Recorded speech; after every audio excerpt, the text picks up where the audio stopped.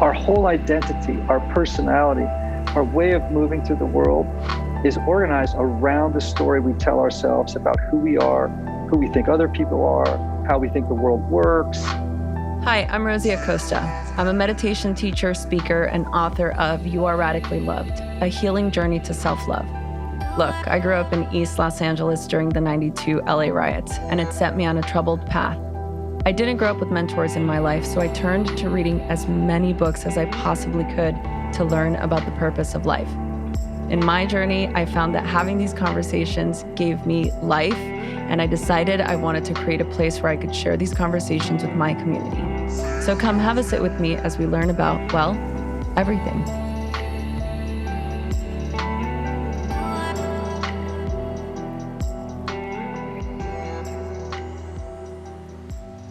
Hello, everybody. Welcome back to the Radically Loved podcast. I'm joined by a very special un guest. How do you even say guest in Spanish? Anyway, I'll go back to that. Oh, huésped. Really? Yeah, I think so. Mm-hmm. Okay. We're here with a very special guest. We have the best-selling author of The Story of You, and I have to say the subtitle right because I want you to explain it to us. An Enneagram Journey to Becoming Your True Self. So we have Ian Morgan. Is it Cron or Cron? It's Cron. So do you have any other Cron writer relatives? No. Mm-mm. There's this woman, her name is Lisa Cron, and she wrote this book called Wired for Story. She's a teacher at UCLA. And when I first saw your name in my inbox, I was like, I wonder if he's related to Lisa. You know, these really prolific writers heading into my my inbox. So no relation. No relation, but it sounds like someone I should get to know. Yeah, no, she's incredible. Ian, thank you so much for being here today. I am so excited to have this conversation with you, and I can't wait to share with my audience your expertise. And we have already so many things in common, and I'm so excited to get to know you. Vice versa. Thank you. So Enneagrams, this is something that's been popping up on my feed a lot over the last couple of years. And I have done just a little bit of research, but not a lot. I think just with all these different human design things and horoscopes and numerology, you know, all of these different ways to get to know ourselves better. I personally get really overwhelmed if I don't understand something. So I'd love to just have you explain to us what Enneagrams are and how they can help us be more of our truest selves. Well, thank you. And I will say that I don't know of any system that's better at helping people develop self-knowledge than the Enneagram. And I have worked with just about all of them, from Myers-Briggs to Kolbe to Hogan to all of these different systems, which I love all of them, but I just find that the Enneagram is kind of a superior tool. So the Enneagram is this ancient personality typing system. It teaches that there are 9 basic personality types in the world, one of which we gravitate toward and adopt in childhood as a way to cope, to protect ourselves, to feel safe, and to navigate the new world of relationships in which we find ourselves. And the system is uncannily accurate. It's accessible. It's something you can begin to work with right away. I think that the benefits of it are not only understanding your own inner architecture, but what it does is it gives you what I call a low resolution picture of the interior worlds of other people. You know, and what does that do? It arouses compassion, empathy, the ability to better communicate with those that you love, or communicate with someone behind the register at Publix. You know what I mean? Yeah. It just has innumerable applications, and you know, I've seen it change. Save marriages, bring estranged parents and children back together again, because the power of learning about how different people see the world is a game changer. Yeah, I love that so much. And I'm such a huge fan of understanding human connection at a deeper level. And for me, any tool that's going to help me connect with another person is always welcome. So you said that there are 9 different types. Can you explain what the 9 different types are? And how do we find out who we are? Yes. Well, there are 2 ways to learn, maybe 3. One is, and we can talk about this at the end of the show as well, but I wrote a primer on the Enneagram called The Road Back to You, which is a great start to, because it's like a really easy to read introduction to the Enneagram. It's kind of entertaining. It's kind of fun to read as well. But there are assessments. I have one on my website, ways that people, but they may actually just get a glimmer of their type as I describe the 9 types. Now, I could literally write at least 200 pages on each of these types, but I'm going to give you like 3. I'm going to give you like 3 sentences. Okay. Okay. Got it. Because we don't have the time. Okay. Yeah. So ones are called the improvers. They used to be called the perfectionists, but I've changed their signifier. These are people who see a world in which everything around them feels like a mistake. You know what I'm saying? Yes. That needs correcting. They have they feel this obligation to correct mistakes. And so the way they get their needs met in the world is through perfecting themselves, others, and the world. 2s are called the helpers: warm, supportive, generous, self-sacrificing, kind, servant-hearted. These are people who really want to be liked. Now, everybody wants to be liked. 2s really want to be liked. Okay. And their strategy for getting people to like them is to meet other people's needs. They're always there. And at the same time, not acknowledging their own personal needs, right? That's really hard for them. 3s are called the performers: ambitious, driven, type A. These are people who have to win.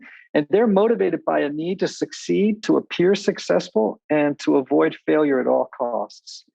4s are called the romantic, sometimes the individualists. I am a 4 on the Enneagram, so clearly it's the best number. I think the 4s are disproportionately represented in the arts. So highly creative, imaginative, can be moody, self-absorbed, and melancholy. They can be all of that stuff. Think Amy Winehouse, think Kurt Cobain. These are all sort of classic 4s on the Enneagram. And they have a need to be special and unique. And the reason for that is they have this feeling or perception that there's something important missing in their essential makeup. And the only way they can compensate for it and feel like they're whole, or the only way they think they can attain belonging in the world, is through being special and unique. 5s are called the individualists. They are the most analytical number on the Enneagram, the most emotionally detached number on the Enneagram. They have so many wonderful gifts. They are motivated by a need to conserve physical energy, to aggregate or collect as much information as they possibly can in order to fend off feelings of inadequacy, or feeling inept. 6s are called the loyalists. They're warm, they're funny, they're practical, they're down to earth. We think there are more of them than any other type on the Enneagram. And these are people who have a deep need to feel safe, secure, and certain in what to them feels like a pretty chaotic world. So these are people, this type. These are people who are always scanning the horizon for what can go wrong, right? As a friend my of mine, entire family. Okay. And so the reason for that is they feel like if I can just mentally rehearse all the time for what I would do when this catastrophe or that catastrophe or that catastrophe happens, then I'll be safe, certain, and secure in this chaotic world. As a friend of mine who's a 6 likes to say that all 6s suffer from pre-traumatic stress disorder. It's hilarious. Actually, that might be me too. Who knows? Okay. So Sounding like 7s me. are called, so 7s are called the enthusiasts. These are the joy bombs of the Enneagram: fun, spontaneous, adventurous, very creative, quick-witted. These are people who are so future-oriented, thinking about the next escapade, exciting adventure, a world of unlimited possibilities, in order to really fend off the feeling that they can't deal with unpleasant or distressing feelings or situations or thoughts. Okay. Eights are called the challengers, blunt, notoriously interested in, they love a good debate. My mother is an eight. This is what we say about my mother. My mother could start an argument in an empty house. That is my mother, you know? And so, but what they do is they have a need to assert strength and power over the environment and other people in order to fend off feelings, in order to really to mask feelings of vulnerability and weakness. Okay. Nines, the peacemakers. I'm married to one, father to one, wonderful human beings. The nine is deeply motivated by a need to stay connected to other people, to preserve inner peace and external peace. And the way they do that is by avoiding conflict at all costs. Now, like I said, I got 200 pages on each of those types. So that's just a teeny little thumbnail of each. Yeah. Oh, I love that. I learned, it's interesting because even as you're saying that, I'm weighing this for myself because I do recognize a little bit of each one in my mind. I'm assessing, oh, that sounds like me, or that sounds like me, or that sounds like me. But I think it ultimately takes a deep self-inquiry to be able to say, okay, this actually feels more resonating to who I am. And I enjoy that. I mean, I think it's great. We talked before we started recording about the practices of meditation and mindfulness, and anything that involves self-inquiry is always exciting for me. I can sit and just meditate all day long. And if I didn't have to deal with the outside world, I would be totally content and just happy, just going in and living in there. And I think a lot of that has to do with, like just wanting to know more, wanting to understand the world more, wanting to understand myself more. But I think the crux in that is, and in any, I think, self-inquiry type of practice, depending on what your number type is, it's like too much of a good thing can be a bad thing, right? Yes. And so that's one of the wonderful things about the Enneagram. And just to circle back to something that you said, actually, Rosie, you contain all 9 types. And that's why you will resonate with something about each of those numbers as you hear it. However, there's one that's more like you than the other 8.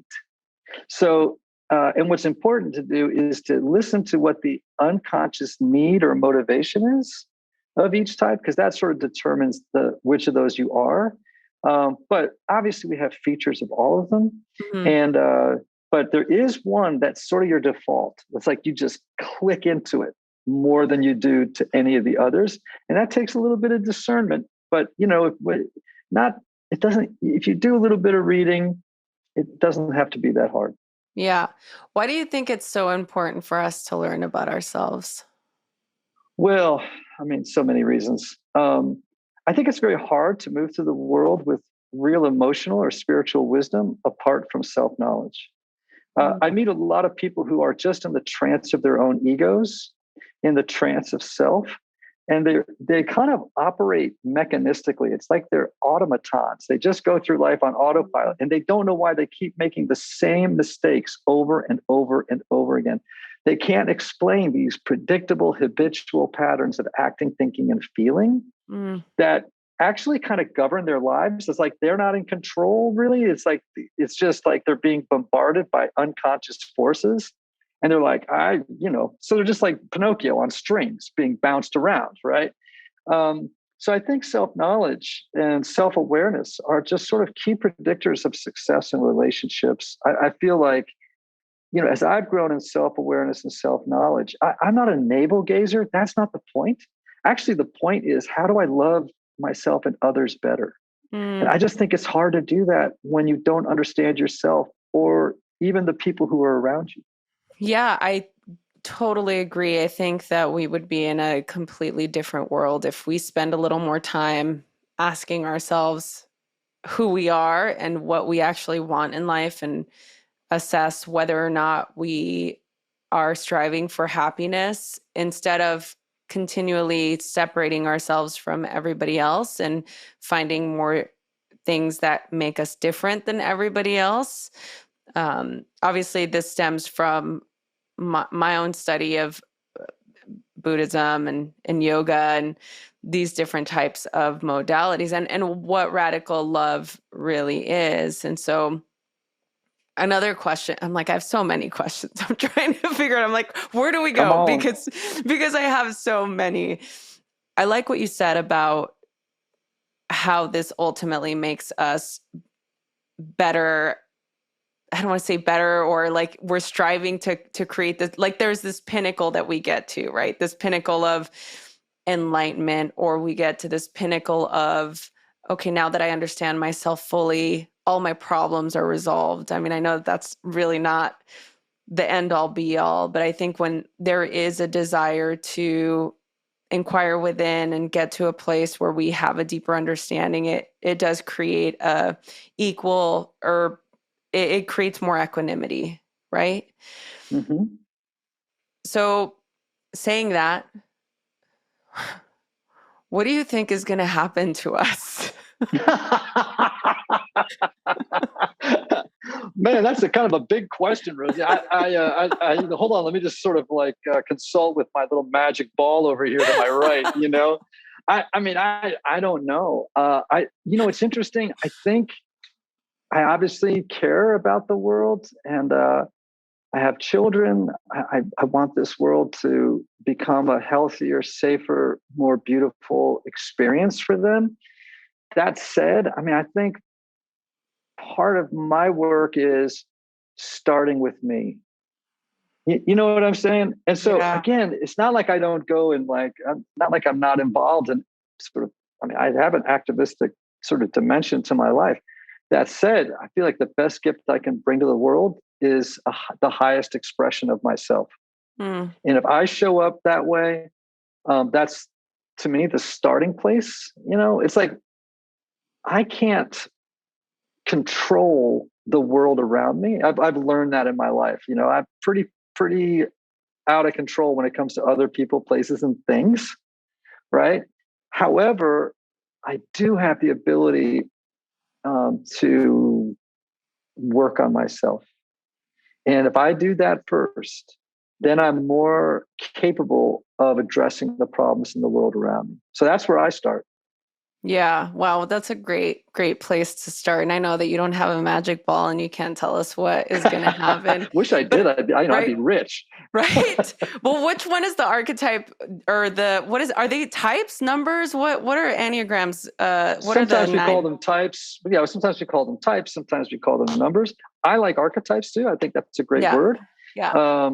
And also, in the Story of You, my new book, I talk about them as narratives or stories that people inhabit as little people in order to make sense of the world.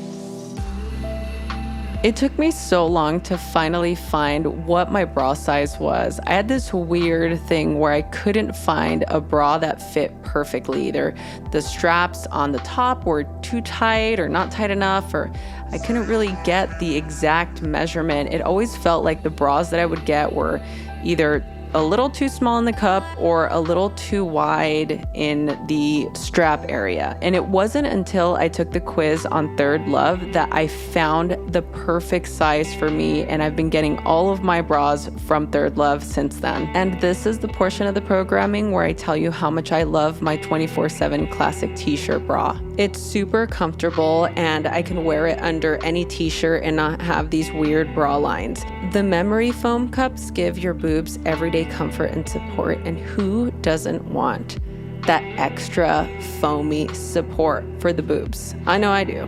It's available in cups A through I, including Thirdlove's exclusive half cups. Going back to what I was saying earlier, if you think you know what your bra size is, I invite you to take the quiz anyway. If you don't love your fit, they'll exchange or return for free for up to 60 days. Feeling is believing, my friends, so you can upgrade to everyday pieces that love your body as much as you do. And right now, for all of our Radically Loved listeners, they're giving you 20% off of your first order. All you have to do is head over to thirdlove.com/loved. Give your boobs that 24/7 comfort and support they deserve.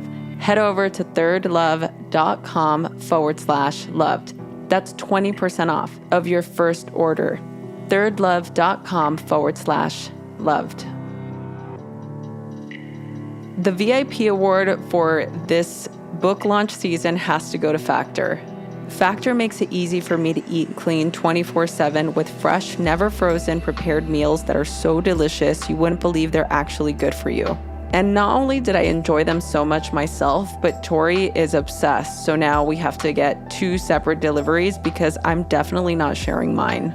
Factor has saved me so much time by delivering chef-crafted meals to my doorstep, eliminating the hassle of grocery shopping and meal prep, not to mention the cleanup so there's no dishes. So Tori and I don't actually have to argue about whose dish turn it is. Each Factor meal arrives pre-prepared and they're ready to eat in 2 minutes. That's even faster than ordering in. And with more than 29 meal options each week, I'm never bored.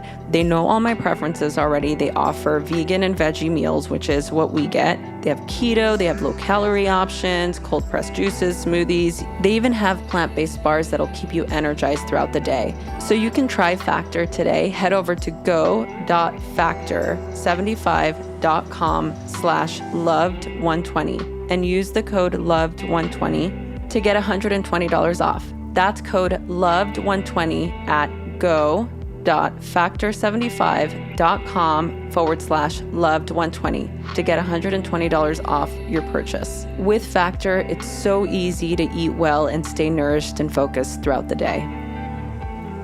I know that sometimes dressing for the spring can be really tough.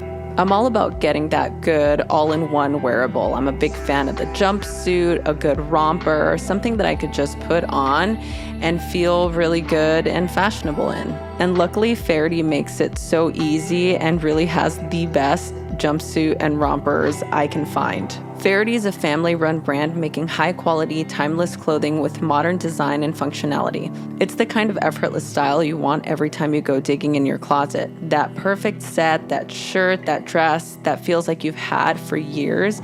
Maybe it's a gorgeous print or it just looks like it might be vintage, but it fits so well that it feels like it was just made yesterday. Well, that's FAHERTY. And right now, I'm really loving the Arlie Day romper in Stormy Seas. I wear it all the time. It's so comfortable. The quality is so good. And I get so many compliments on it. Again, I'm such a fan of having those special pieces that you can just put on, you can dress them up, you can dress them down, and they're super comfortable. And FAHERTY's so confident in the quality of their stuff, they have a lifetime guarantee of quality. They'll replace or fix your clothes forever, no matter what. Talk about making it easier to get dressed. And right now, FAHERTY is giving all of our Radically Loved listeners 20% off. That's 20%. So head over to FAHERTYbrand.com and use the code LOVED at checkout to get your 20% off all your new spring staples. FAHERTYbrand.com, that's FAHERTY brand.com. Use the code LOVED for 20% off.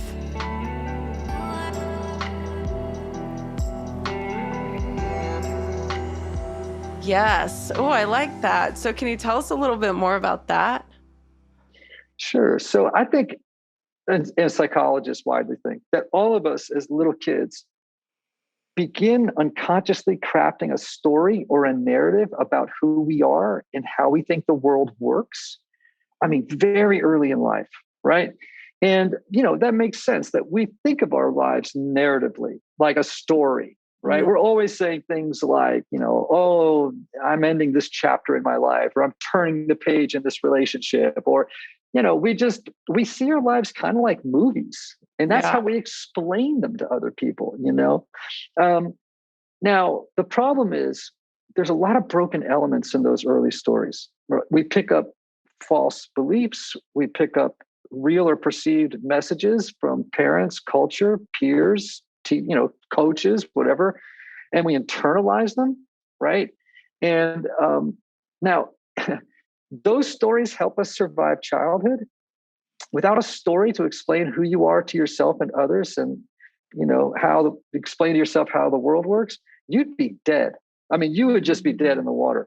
But when you drag those broken stories into adulthood, they no longer serve you. They begin to work against you, right?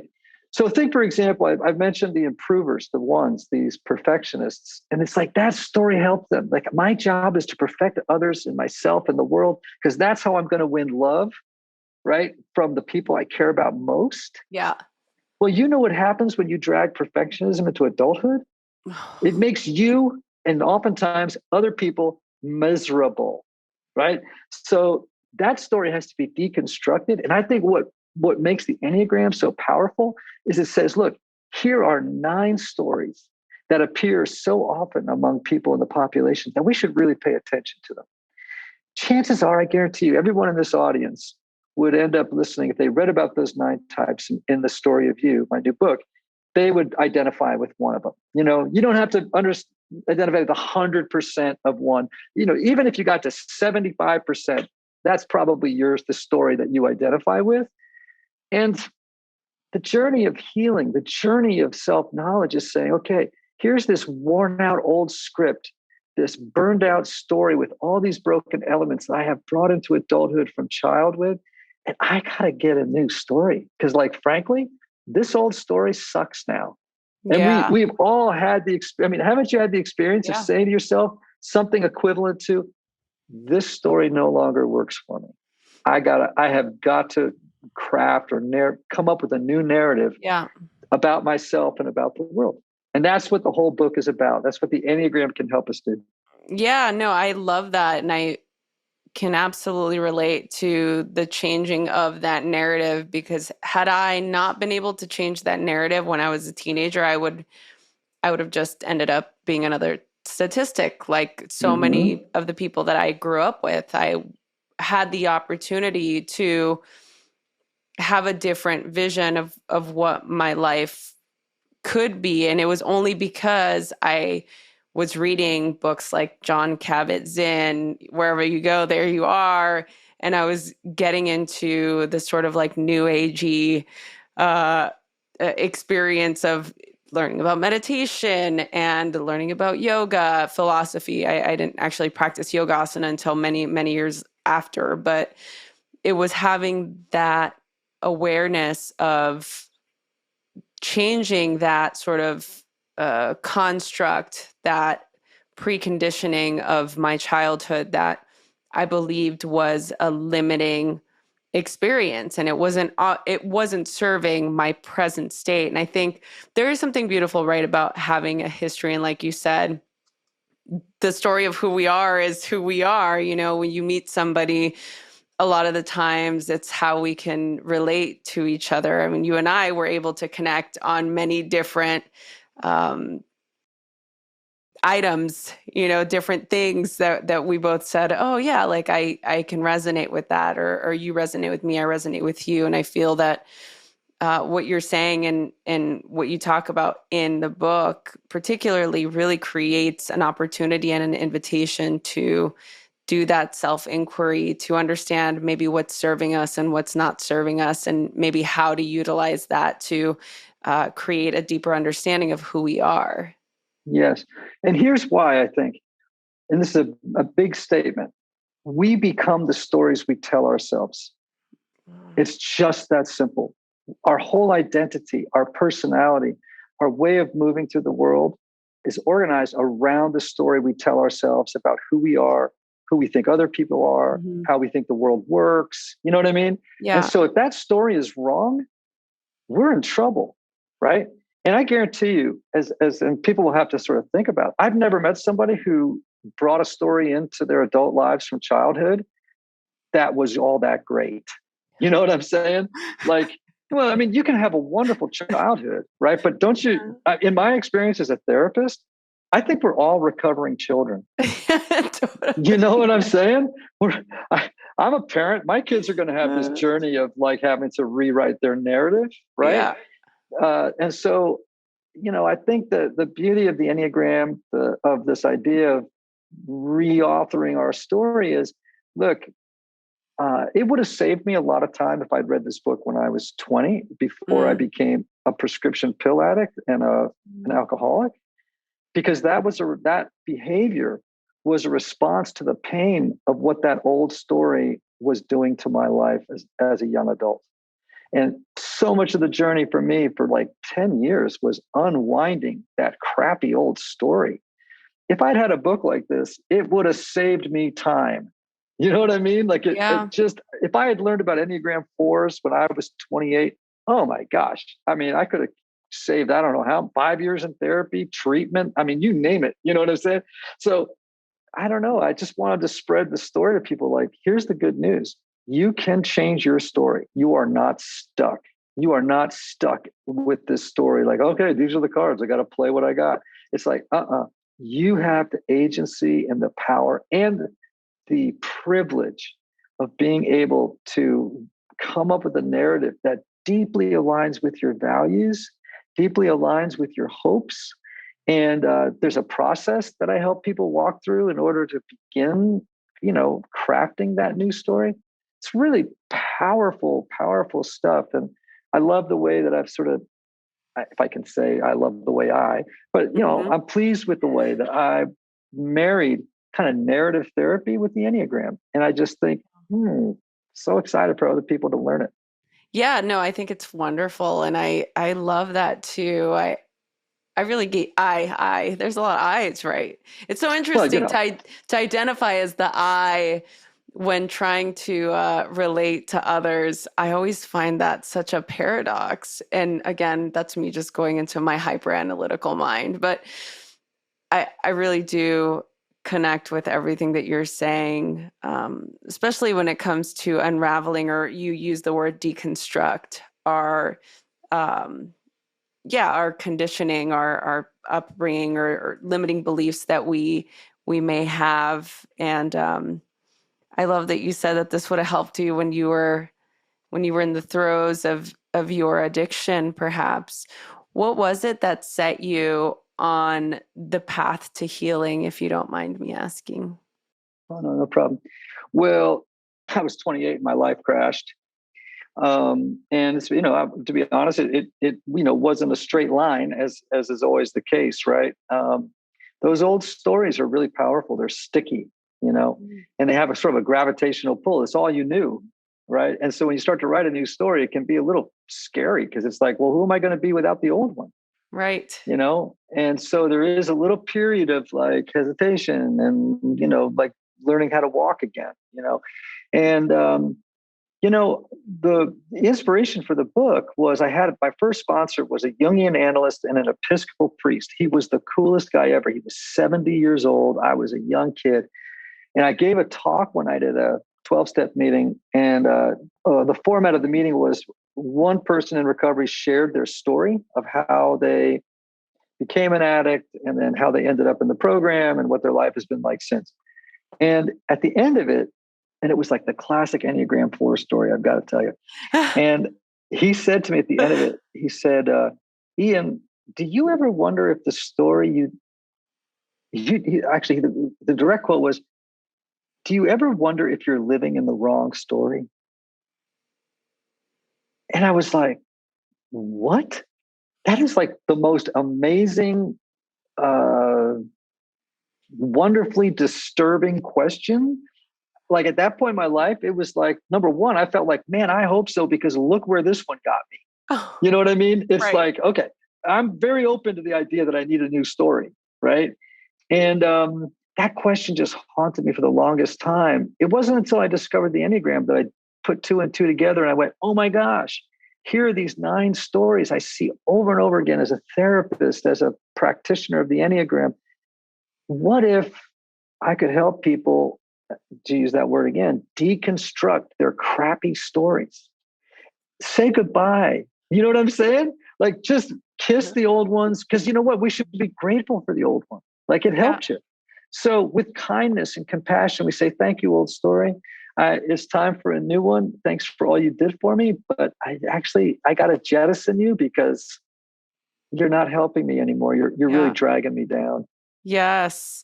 What would you say to the person that's listening to this or watching this that's been so addicted to that old story because they've repeated it so many times, they've lived in it, maybe they're going through a really hard time right now. They're transitioning their job, or they're in between relationships, or they're just having a really difficult time.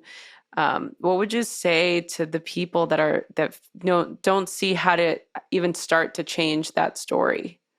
Sure. Well, the first thing, I think I would say is to one type of person in that category. I meet so many people who have unconsciously given up on themselves, Mm, and it's yeah. heartbreaking because, they've been through relationship after relationship after relationship, and they don't know why repeatedly the same thing seems to happen that tanks it, right? Or they can never find their vocation. They are maybe just feel adrift. They feel like this kind of existential malaise. You know what I mean? Like they're just listless. It's like their life feels like they're wearing the wrong size clothes. You know what I mean? Mm-hmm. And I just always want to tell these people, like, you don't have to give up on yourself. You just need to give up on the old story. It's like, don't give up on yourself. You're not the problem. It's the story that's the problem. And there's a great, do you know the children's author, Mo Willems? Yes. Oh, right. He has this great quote. He says, if you find yourself in the wrong story, leave. I mean, it's such a great quote. It's like so straightforward. It's like, yeah, if you find yourself in the wrong story, leave.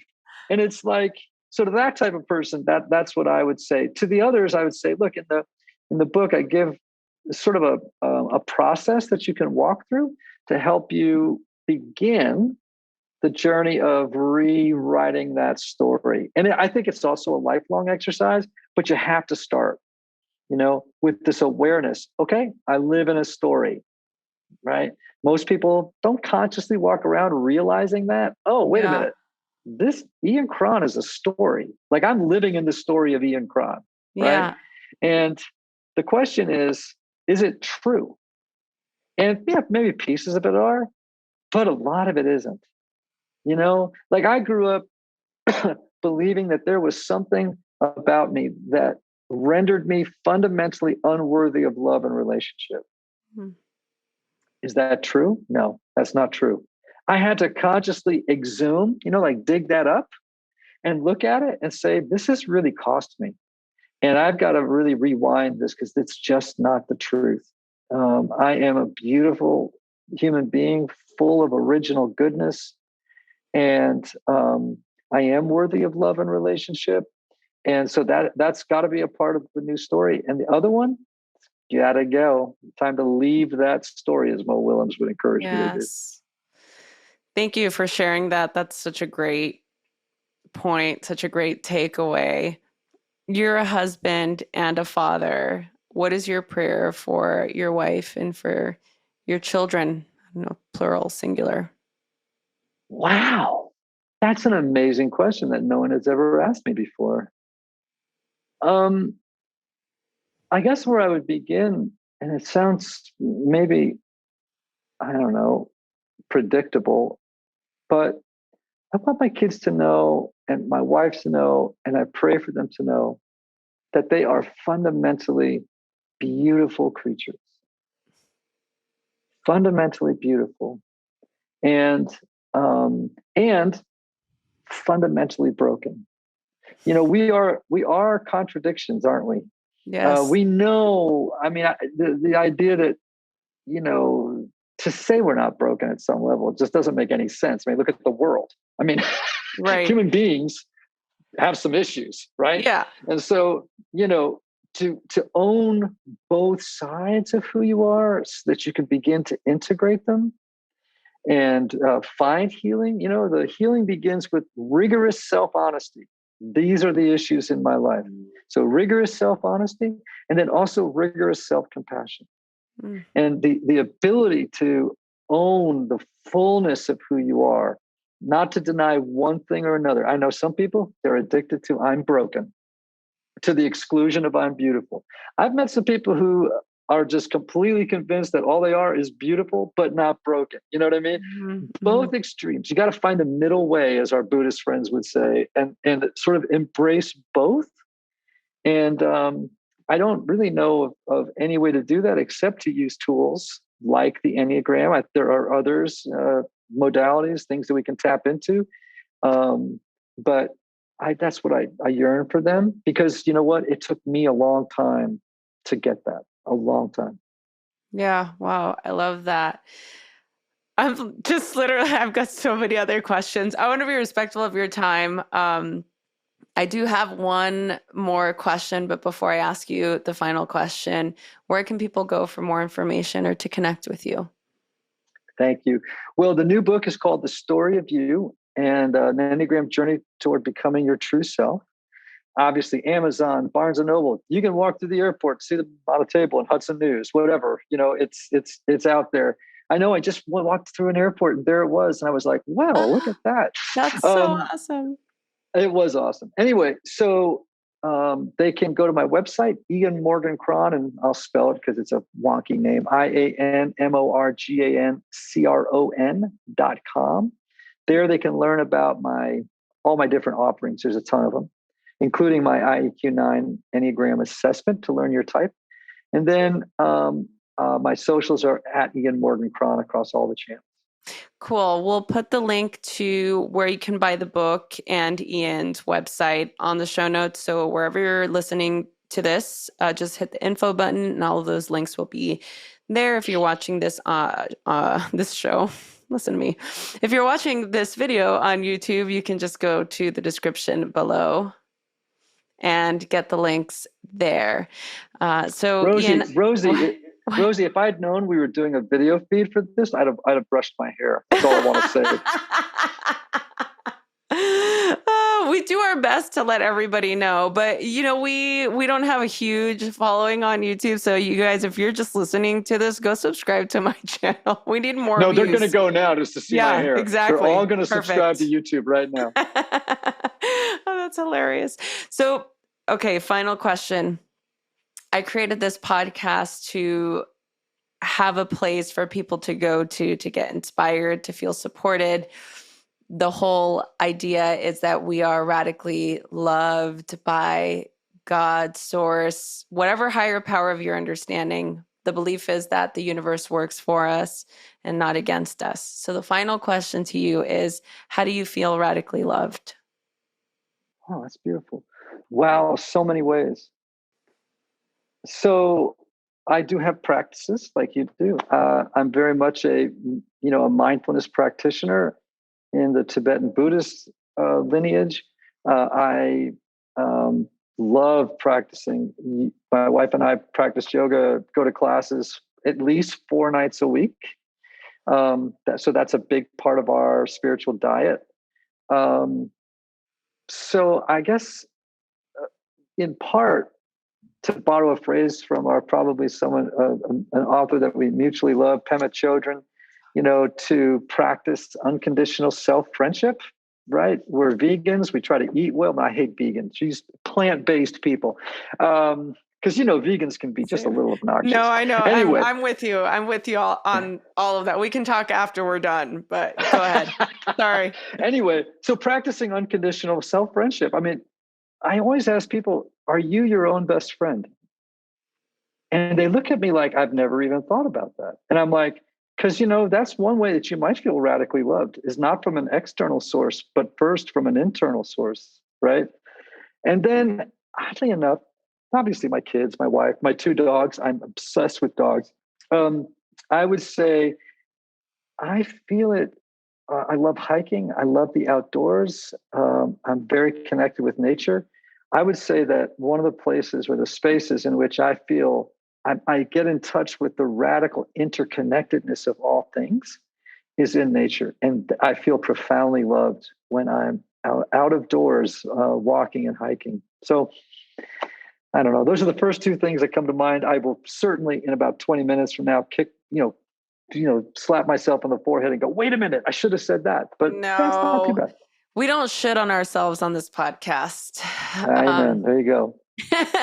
Thank you so much. I'm so grateful for you. Thank you so much for sharing your story and your wisdom and your book with us. We're always so excited to learn new things and to meet new people. So Ian, thank you so much for being here. Thank you for your time. And we can't wait to have you on the show again. Please come back to see us.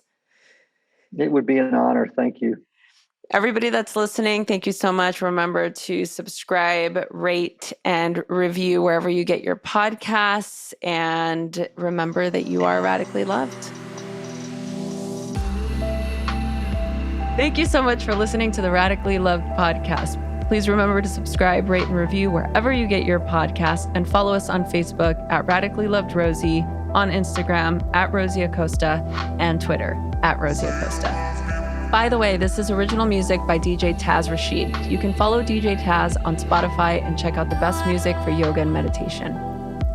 This has been a Mod Pod Studio production. Check them out at www.modpodstudio.com.